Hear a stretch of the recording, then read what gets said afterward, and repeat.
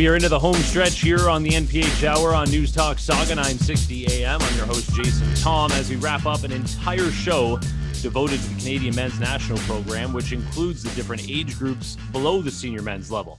And for both our women's and men's program, the success at the younger age levels has been impressive. Multiple medals at the cadet, junior, U17, U18, and U19 age levels. It truly is a testament to the work that's being put in at the grassroots level here in Canada, from the national program targeting athletes at a young age to include them in their targeted athlete strategy, and equally as important, the success at the club and AAU levels, where mostly volunteer coaches put in time on the road during the summer with a group of young, talented players to go to major tournaments, usually in the southern U.S., against the best competition in the United States, and in different circuits powered by the shoe companies that we all know. And every year, some players have to decide what is better for their development and exposure: playing in front of college coaches at an AAU tournament with North American basketball rules, or playing against the best in the world with FIBA rules,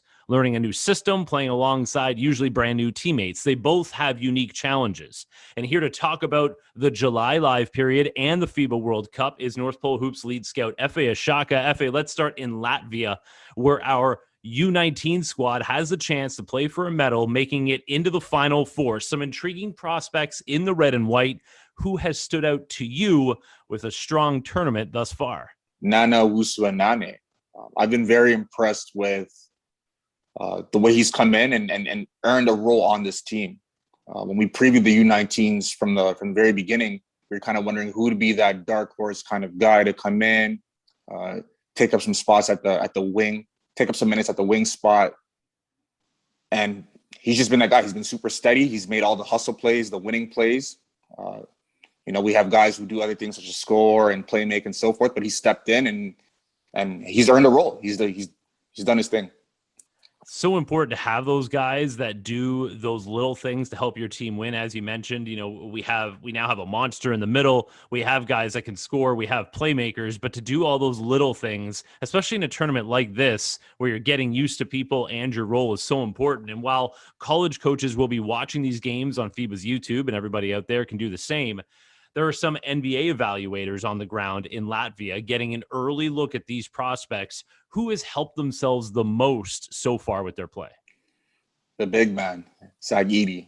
I think it's pretty much clear cut. He's been the best player on the team this tournament. He's averaging a double-double, 15 and 14 with 2 blocks. He's just been dominant on the offensive glass. They haven't really gotten it to him down low on the block as much as you would like to see. But he's just cleaned up all the misses and he's getting to the foul line and he's hitting it at a respectable rate as well. So with Edie, we weren't really sure how good he was because bigs take longer to progress normally, but he's using all of that 7'4" size. And he's way ahead of what we thought. So not only in this tournament, like you can kind of see him playing with so much more confidence and toughness as it goes on, but it'll be very interesting to see how he carries that into Purdue the sophomore year. Yeah, another player I wanted to ask about was Ryan Nembhard, the younger brother of Andrew Nembhard, who I think most Canadian basketball fans know by now. He spent some time on the senior men's national program, the best friend of RJ Barrett as well. And we've seen in the Canadian basketball scene consistently how the younger brothers are always just a little bit better than the older brothers. And Andrew is already very good, went all the way with Gonzaga last year, came up short in the championship game, but going back to Gonzaga again next year. So we're looking at him as being a first-round pick. Talk to me about his younger brother, Ryan. It's always interesting to see how the younger brothers are wired a little bit differently than the older ones, but they still have some of the same kind of, mannerisms and the same, like they're both poised. I think they're both very poised. They're both very steady. Nothing really phases them too much, but Ryan does a good job of finding guys when he needs to, but then also he remains aggressive. Like he's been the closer for us down the stretch, which is surprising to me. Like they've handed him the ball and they're just like, okay, take us home. And he's done that. So it's been great to see. And then with Ryan as well, shooting, not everyone is kind of sure in terms of how well he could shoot it, but he's been in terms of numbers, he's been the best shooter for us. So that's been a surprise. And it's great for him to kind of show that. And now we can see as he gets to Creighton moving on, if he has that added into his game, anything is possible for him as well.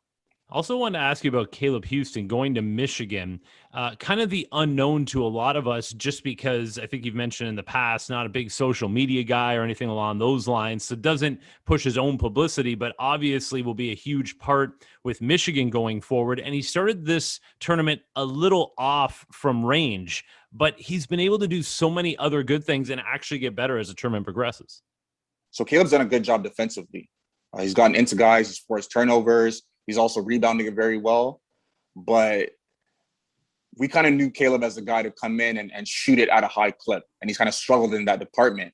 He's only shooting at like 20% from three right now, which is crazy. It's so far from his norm. He made the adjustment to kind of just get to the rim and slash. And he's been super aggressive, man.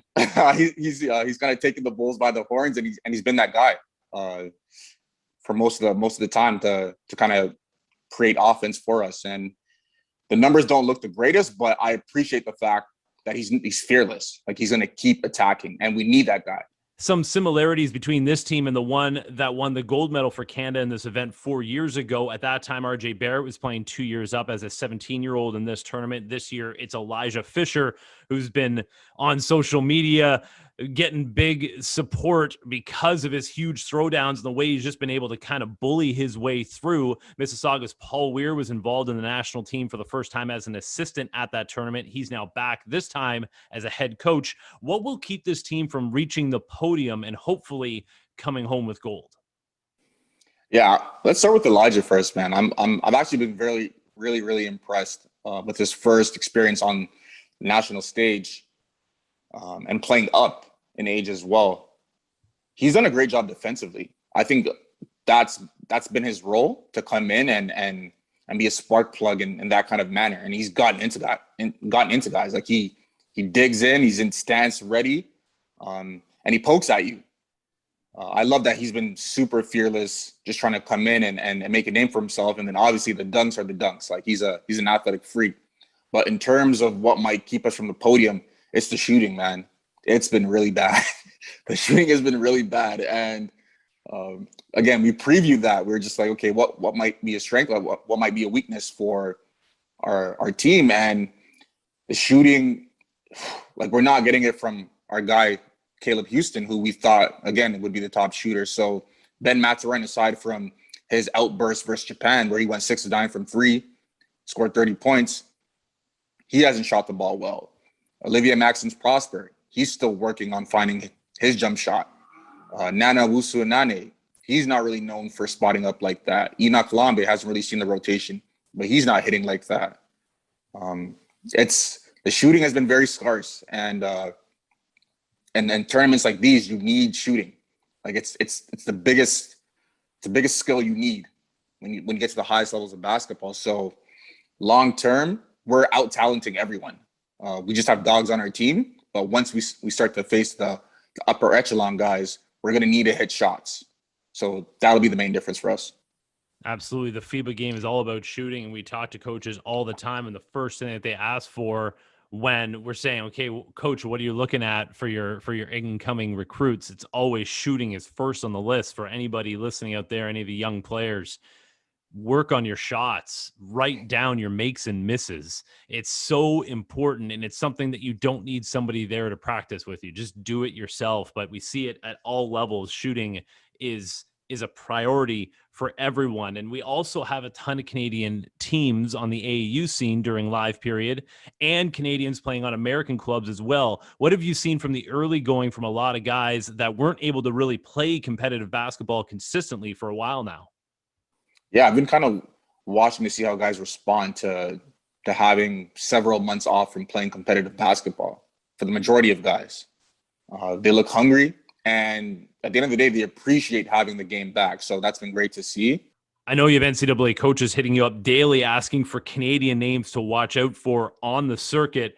who are some names basketball fans should be looking out for the next few years? We always hear that the talent is even better in the younger age groups. Hit us with some names so people can be the first to know. Well, we talked about shooting and where the game is going. Zayden Cross is a guy to definitely keep track of with grassroots right now. He's that prototypical 6'6", 6'7" guard wing who could flat out just score it, but shooting is his thing. I love his length. I love the way he could fill it up, and he's super skilled. Definitely needs to, improve in terms of just size, mass, and kind of get a little bit more explosive. But he's a name to definitely watch out for. Well, against Zach Jr., playing for Canada Elite. He just recently got offered by East Carolina, the Quebec kids. They're monsters, and he might be the next one kind of in line of who has next. Super strong, explosive, could shoot it. He looked really good with NBA Academy Latin America in Mexico. He's only going to continue to build on the resume he has right now, and I could see where he picks up a lot more traction as the summer moves on. And then lastly, obviously, all eyes are on Shaedon Sharpe. Shaedon not playing with the U19s and staying with UPlay, Peach Jam coming up. He's taken a couple of visits recently to Kentucky, Arizona. Guys are kind of wondering, it's kind of floating out there. Maybe he might go after this summer, whatever the case may be.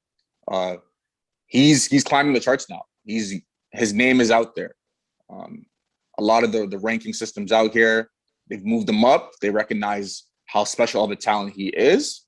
So what he does this summer is going to be huge as well. That's one thing that a lot of people don't realize. Our Canadian school system a little different than the U.S. high school system. So a lot of our players who say are to graduate in 2022 can actually graduate in 2021 and head to the NCAA a year early. So something to look out for there. Efe Ashakah, lead scout for North Pole Hoops, Canada's longest running scouting service. You can learn more at northpolehoops.com, and you can follow Efe on Twitter at ESHAKAH, and also follow at NPH Scouting, as Efe's team is covering as many up-and-coming Canadians as possible. As always, Efe, thank you for sharing your knowledge with us. Appreciate it, Jason. We're out of time here on the NPH Hour. Thank you for listening on News Talk Saga 960 AM. You can find all of our podcasts on North Pole Hoops YouTube channel and wherever you listen to podcasts. Until next time, this is Jason Thom reminding you professional basketball is back here in Canada. Watch some great games on CEBL Plus, the Canadian Elite Basketball League, doing special things here north of the border. And remember, support everything that is